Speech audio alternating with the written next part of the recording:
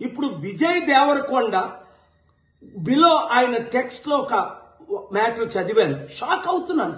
అరే, మన అన్న దేవరకొండ చెప్తే నేను ఇమీడియట్ గా ఈ యాప్ డౌన్లోడ్ చేసుకుంటాను.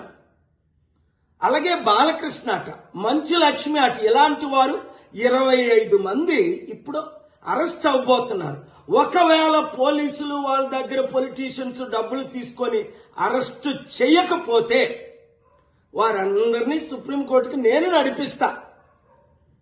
ప్రకాష్ రాజు లాగా మీరు కూడా తప్పయింది అని ఓపెన్ అపాలజీ చెప్పినంత వరకు, 2 మీరు సంపాదించిన డబ్బు ₹1 అయితే 1 కోటి, 10 కోట్లు అయితే 10 కోట్లు, 980 మంది ఆత్మహత్యలు చేసుకున్నారు. అంటే వారిని మీరు నరహత్య చేశారు.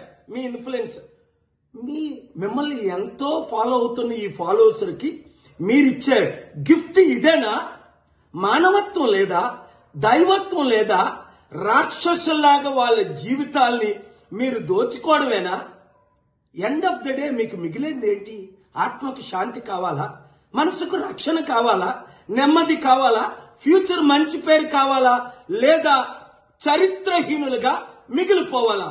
ఆలోచించండి. 72 గంటల టైం మీకు ఇస్తున్నాను.